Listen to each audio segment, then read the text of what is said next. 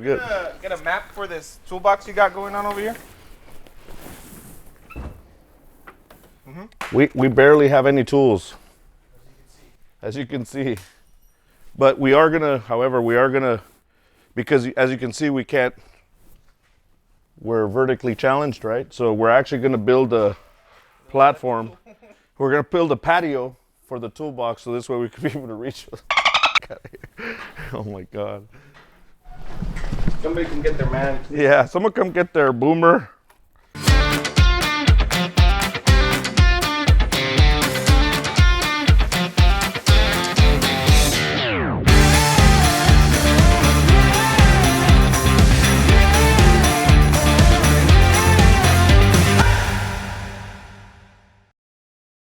This customer here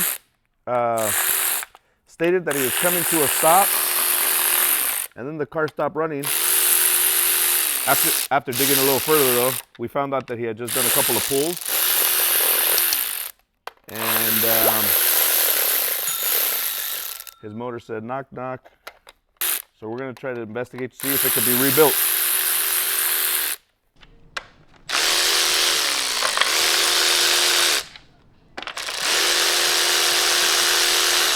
Could I have found a taller engine stand here? I'm like 2 feet tall. I feel like I'm a little kid swinging from the fucking couch. Normally the 2.0s, when the rods break or when the rods break or the bearings go bad or whatever, normally the head survives. Sometimes, rare occasion, the cams, they scar up and they go bad, but it's pretty rare.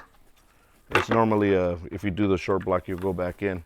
However, they're in pretty good condition. It's pretty clean. No sludge buildup. So this dude actually does his oil changes, believe it or not. Now, when you talk about sludge buildup, this is real sludge buildup. I mean, you got cakes. You got to remove the timing cover because we got to take apart the oil pan and take the bearing caps off of it, just so we could see the condition of the crank.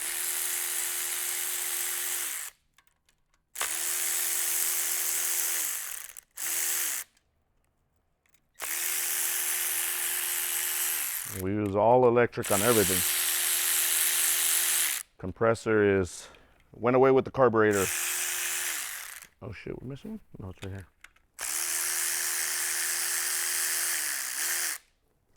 This is the only one that's not necessary to remove.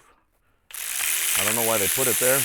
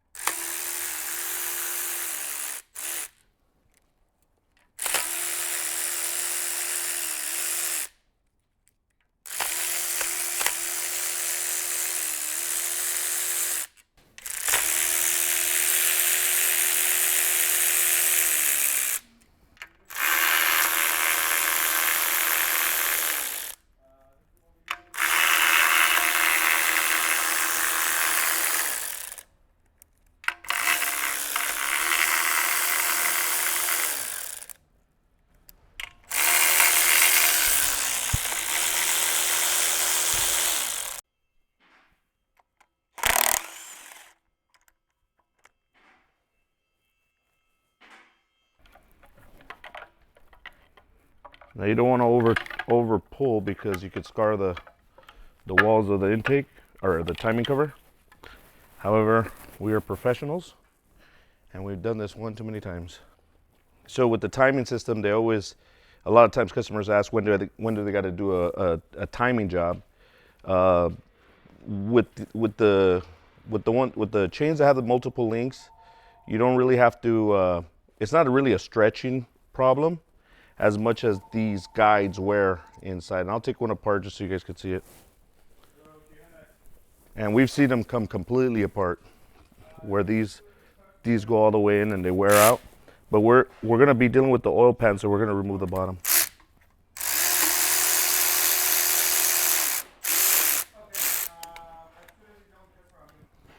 Now we don't have to set it on time because we're not gonna take the timing off at all.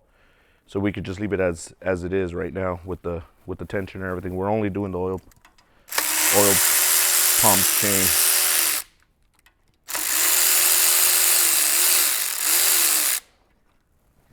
So you could almost kind of see the wear on the oil. This is the guides for the oil pump.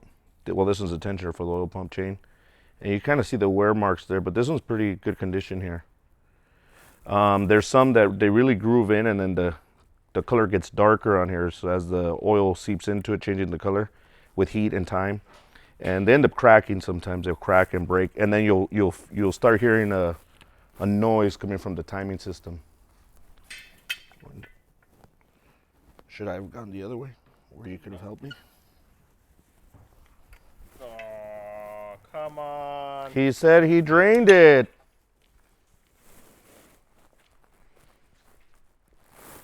It's not that much.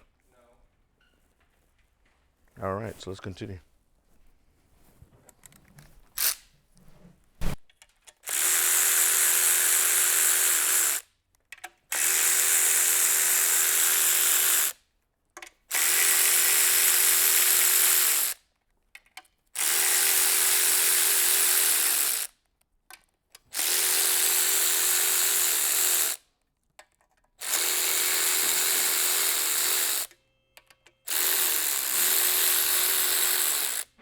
This crank is done? Any bets? Yeah, he locked it. When it's locked, it's really difficult for it to survive it. There's going to be some kind of scarring of some kind. But I mean, is it rebuildable? That's the problem, or that's what he wants to know.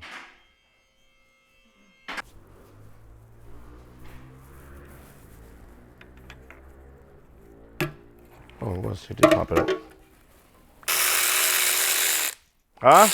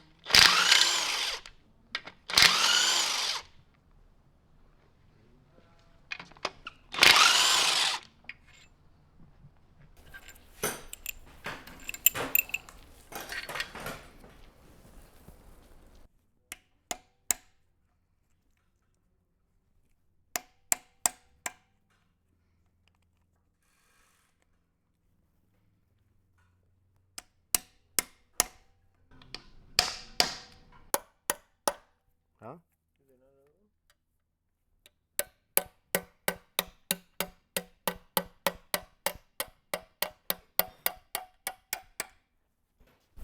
This one gets a little iffy. Yeah, it was sealed pretty good. All right, comes off.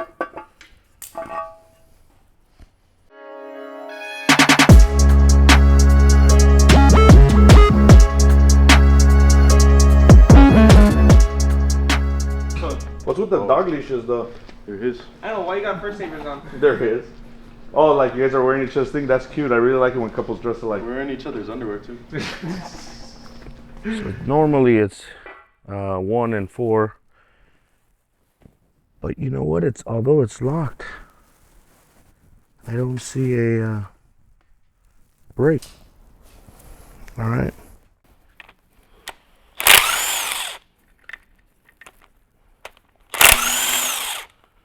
So this is there's the bearings for cylinder number 1. And you can always tell if it's worn if you still see that B, or excuse me, it's still good if you can still see that B.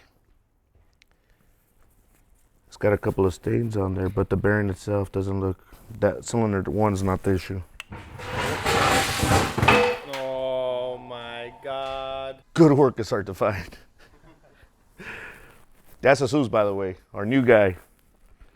Young, full of energy and vigor. Not washed up. Not washed up like me. All right, we're gonna look at cylinder 4. Well, being that cylinder 1 was good, something's telling me there's probably this guy, cylinder 4. Those two are the usual suspects, but it could be anyone. We've seen them all. There we go. And we found it. Damn. Bingo. Bingo, eureka. You see the difference? It's gone. It actually spun in there. It's still stuck. See if we can unlock it. Jesus, let's rotate the crank clockwise. See if that breaks loose the. That's one of them. We're gonna open the rest of them as well, but I'm gonna show you what they mean by a spun bearing. I'll show you a side angle of it. So when they refer to a bearing, it's this part right here. This little lip. This is the actual bearing. This one is gone. So it's stuck on here. And when they wear, sometimes they rotate. And once they rotate, that means they're worn beyond usual wear. And you'll be able to see how it's not going to be like a C. It's going to be, you know, in there. Go slow. And see, now it spins. Before it didn't spin because it was locked. You see how the end of the bearing is right here? That means the whole thing shifted and it was no longer a half moon where it ends here and it ends here. It rotated and it was 180 degrees out, or almost 180 degrees out. The bearing is stuck on here. So we're going to remove it to see if the crank is savable or usable.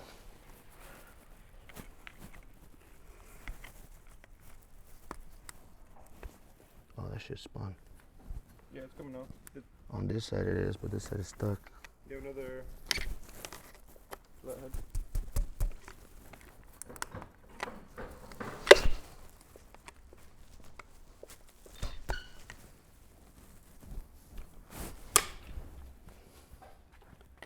That thing's foaming in there. Yeah, I cooked it in there. Rotate. This was. Continue. Oh, it's hot. I could already tell you this is probably gone. It's seized on there bad. Ooh, goddamn. So there it goes. That's what the bottom of the bearing actually looks like. So you see the coatings, it's all cooked. You can see the bubbles even of overheat. So this one, it's supposed to sit like that, but it was actually sitting off because the bearing spun. And that's what they mean by spun a bearing. So instead of it sitting like this, it was actually sitting like this. But look at this one here. This one was completely annihilated. Now we've seen them worse even than this, where they split completely to the sides.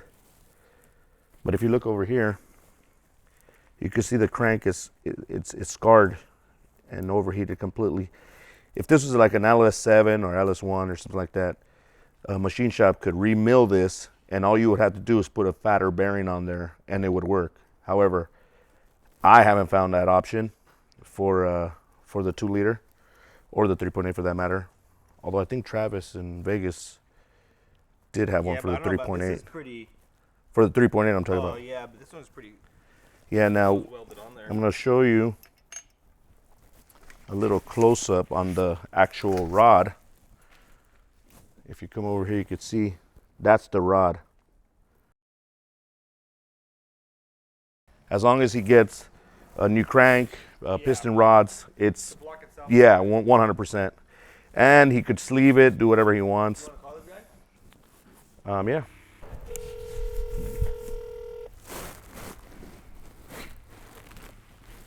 Buddy. What's up, buddy? It's Hugo, Kia Hyundai. Hey, how you doing, man?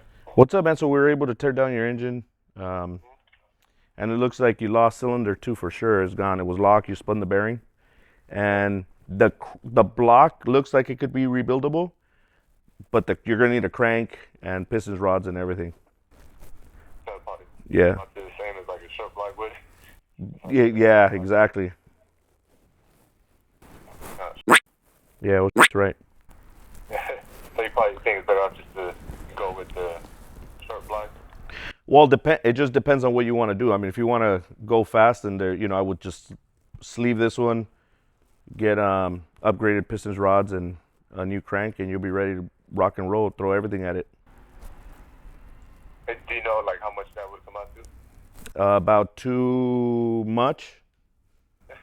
That sounds right. Yeah. No, I'll put you through. Nick, he'll help you out with parts, and then we could get you a price on the rebuild. No, I'm about to go get Banana Boy. Wait, Banana Boy's still around? Are you missing a few things? Dang, dude. How are you gonna start it? There you go. This has to make contact? Yeah! You got me, you son of a...